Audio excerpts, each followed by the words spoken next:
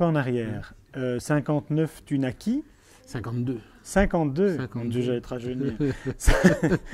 Allez, on coupe la poire en deux. 55, tu naquis. Tu as fait tes études à Liège. J'ai passé toute mon enfance en Afrique. Oui. Donc de 55 à... je rajoutais 67 ou 72. C'est ça. Oui. Et, ça, c'est l'enfance, mais les études pour devenir dessinateur, ça elles se sont faites pas en Afrique. Elles se sont faites oui, à Liège, mais elles furent très brèves.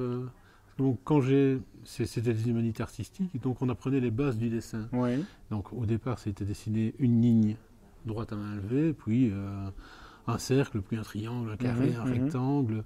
Bon, c'est des choses que je maîtrisais relativement bien et qui n'est surtout pas très amusantes à faire quand on sait les faire. Et donc j'ai passé une première partie de l'année en m'ennuyant très fort, mais les professeurs se rendaient compte que je pouvais faire autre chose, et donc il y en a un qui m'a proposé pour aller faire des croquis en cours de peinture.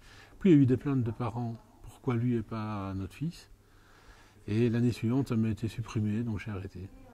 J'ai longtemps ramé, j'ai ramé pendant 17 ans avant d'avoir mon premier album.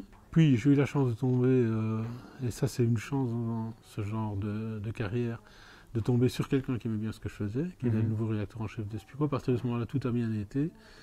S'il fallait retenir une bande dessinée, tu retiendrais Pierre Tombal plutôt qu'une autre, ou bien tu as quand même des affinités pour Arkel, pour... Lola et... Lola et Sucette ? Oui. Non, très sincèrement, je n'ai pas de préférence. Si, il y a 2-3 choses que j'ai faites vraiment en début de carrière qui étaient des choses alimentaires et je me suis bien amusé à les faire, mais je ne les mettrai pas sur le même pied que les autres. Mais maintenant, pour moi, une série n'est jamais arrêtée.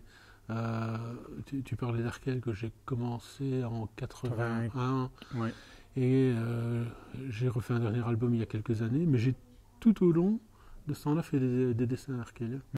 Alors en 30 ans, les enterrements, est-ce qu'ils ont changé? Est-ce que les méthodes ont changé? Il y a de moins en moins d'enterrements, de plus en plus d'incinération. Oui. Ouais. Ici, on ne parle pas vraiment d'enterrement, on parle de la mort, de quelque chose qu'à partir du moment où on a eu conscience, on a appréhendé.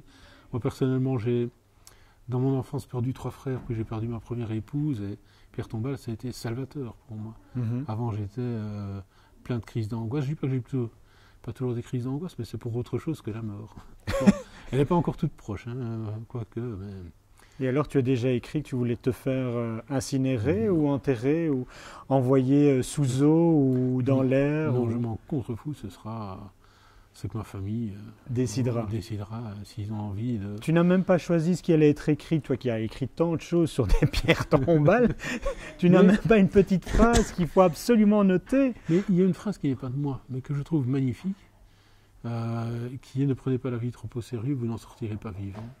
Toi qui as tant dessiné la mort, qu'est-ce que tu lui diras quand tu la rencontreras? Que je n'aurais pas suffisamment émoussé sa foi que pour... pourtant j'essaye, ça fait 30 ans que j'essaye. C'est à ça que tu ressembles? Merde, j'ai raté tous mes dessins. Un émousseur de faux. Des choses par contre qui font vraiment plaisir, j'en ai maintenant vécu un certain nombre. C'est la première qui m'a le plus marqué, c'était en Suisse. La série devait avoir une petite dizaine d'années. Et il y a une maman qui vient me faire dédicacer quelques albums pour sa fille. Et bon, je pose toujours quelques questions pour un peu savoir comment faire la dédicace, quel âge a sa fille et tout ça. Et sa fille était morte. Et sa fille avait un cancer et était en phase terminale à l'hôpital. Et une de ses amies lui avait apporté un album de Pierre Tombal qu'elle ne connaissait pas. Et ça l'avait tellement soulagée qu'elle en avait demandé d'autres. Et c'est très touchant. Je comprends. Bon allez, on va en rester là. Marc, je te remercie. Longue vie à Pierre Tombal et tout le reste, hein, parce que y a plein de choses qu'on aime de toi dans ton dessin. Et à bientôt alors. À bientôt. Merci beaucoup. Au revoir.